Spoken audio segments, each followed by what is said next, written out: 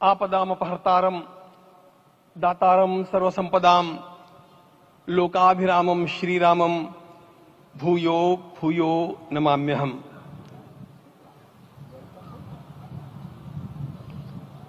आज अंतःकरण अत्यंत उल्लास से, समाधान से और कृतज्ञता से भरा हुआ है। हमारा संपूर्ण राष्ट्र और पूरा विश्व भी आज भगवान श्री राम की प्रतिष्ठा से आलोकित होने का पर्व आरंभ हो चुका है। यह केवल एक मंदिर में एक मूर्ति की प्रतिष्ठा नहीं है, यह इस देश की अस्मिता, इस देश का स्वाभिमान और इस देश का आत्मविश्वास, इसकी प्रतीक्षा है। 500 वर्षों की प्रतीक्षा के पश्चात यह संभव हो सका। इसके जो अनेक कारण हैं, उनके ऊपर तो आलोक हमारे सारे सम्माननीय अभ्यागत डालेंगे ही। मैं केवल एक काम के लिए यहां पर खड़ा हूं, छोटा सा काम। कारण तो अनेक होते हैं, लेकिन अनेक कारण मिलते मिलते आखिर वे एक विशिष्ट स्तर तक पहुंच जाते हैं और उस स्तर पर कोई महापुरुष हम लोगों को उपलब्ध होता है और उस विभूति के कारण युग परिवर्तित हो जाता है। इस प्रकार का परिवर्तन लाने के लिए अपने जीवन को साधना पड़ता है और इस प्रकार जीवन साधने वाले हमारे इस देश की परंपरा के अनेक महान रत्नों में आज हम लोगों को समय की आवश्यकता, युग की आवश्यकता, सनातन के अंतःकरण की आवश्यकता के रूप में हमारे सम्माननीय प्रधानमंत्री जी प्राप्त हुए हैं।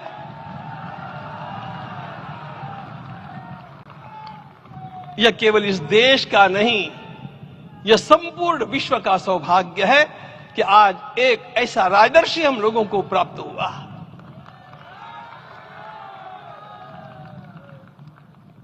आपके मंगल हाथों से आज प्रतिष्ठा होने की बात थी, वह स्वाभाविक भी था, वो होना ही था मित्रों। लेकिन मुझे इस बात का आश्चर्य हुआ जब मुझे लगभग 20 दिन पूर्व समाचार मिले कि माननीय प्रधानमंत्री जी को इस प्रतिष्ठा के लिए स्वयं अपने लिए क्या क्या अनुष्ठान करके सिद्ध करना चाहिए, स्वयं को उसकी नियमावली आप लिख करके भेजें।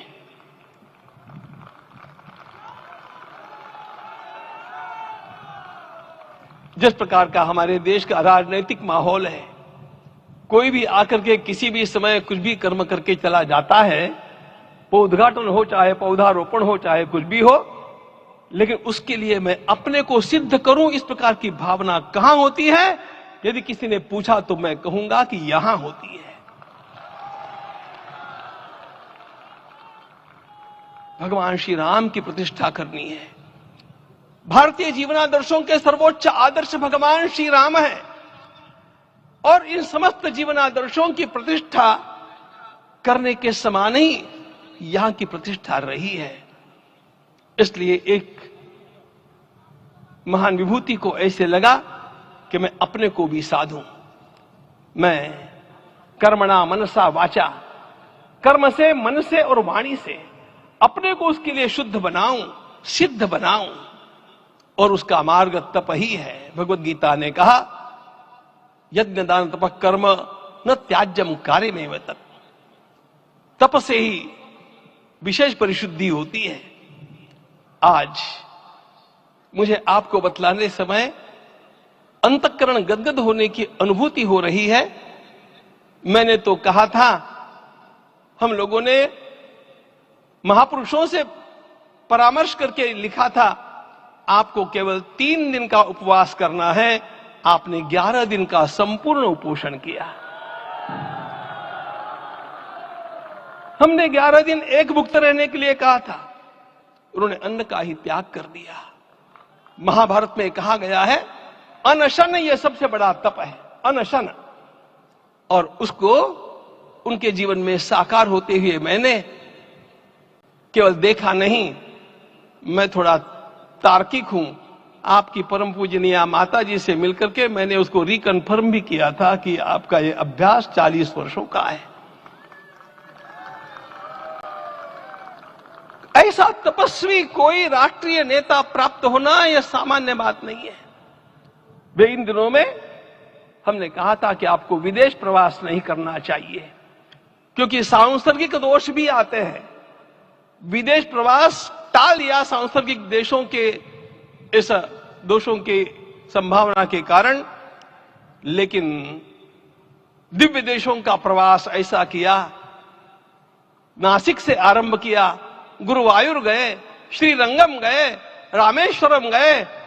इन सारे स्थानों पर जाकर के वहां के परमाणुओं को लेकर के और पूरी भारत माता के हर कोनों में जाकर के मानो वे निमंत्रण दे रहे थे कि आइए दिव्य आत्माओं, अयोध्या पधारिए और हमारे राष्ट्र को महान बनाने के लिए आशीर्वाद दीजिए।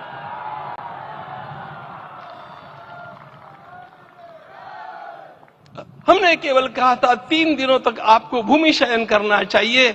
11 दिनों से आप भूमि शयन कर रहे हैं। इस कड़कड़ाती ठंड में इस प्रकार का शयन करना, मित्रों, ब्रह्मा जी ने सृष्टि को निर्माण किया। उस समय उन्होंने एक शब्द को सुना था। भारत की संस्कृति का सबसे मूल शब्द है तप, तप इति। हमारे पूज्य गुरुदेव के गुरुदेव परम गुरु कहा करते थे, कांची के परमाचार्य जी महाराज, तपश्चर। मैं जब भी उनसे मिलता था वे कहते थे तपश्चर।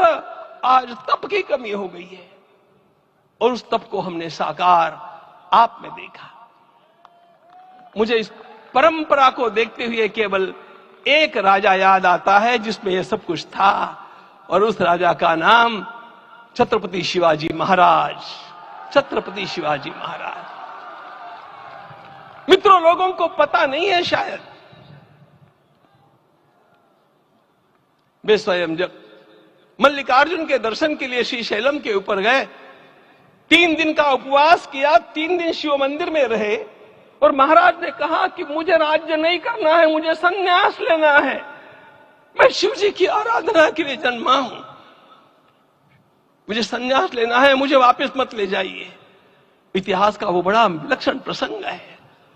उस प्रसंग में उनके सारे ज्येष्ठ मंत्रियों ने उनको समझाया और लौटा करके लाया कि यह भी आपका कार्य भगवत सेवा ही है। आज हम लोगों को उसी प्रकार के एक महापुरुष ऐसे प्राप्त हुए हैं जिसको भगवती जगदम्बा ने स्वयं हिमालय से लौटा करके भेज दिया कि जाओ भारत माता की सेवा करो। तुम्हें भारत माता की सेवा करनी है। मैं अपने को कभी श्रद्धा रखने के बारे में भावुक नहीं पाता हूं, लेकिन कुछ स्थान ऐसे होते हैं जहां पर आदर के साथ अपना मस्तक अपने आप झुक जाता है। ऐसा एक स्थान हम लोगों को उच्च पदस्थ इस राजर्षि ने जब दिखाया तो मुझे छत्रपति शिवाजी महाराज के गुरु समर्थ रामदास स्वामी महाराज की याद आ गई। उन्होंने शिवाजी का वर्णन किया, निश्चयाचा महामेरु, निश्चयाचा महामेरु, बहुत जनासी आधारू, अखंड स्थितिता निर्धारू, श्रीमंत योगी, श्रीमंत योगी, श्रीमंत योगी। हम लोगों को आज एक श्रीमंत योगी प्राप्त हुआ। आज मैं यहां पर केवल इसलिए खड़ा हूं कि इतने तपस्या के पश्चात इन सारे महात्माओं की अनुमति लेकर के और उनके आशीर्वाद लेकर के उनका यह तप पूर्ण करने के लिए, उसकी सांगता के लिए उनको चरणामृत दिया जा रहा है। आप सबकी सहमति हो तो आप सब लोग ओंकार का घोष करके मुझे सहमति दें।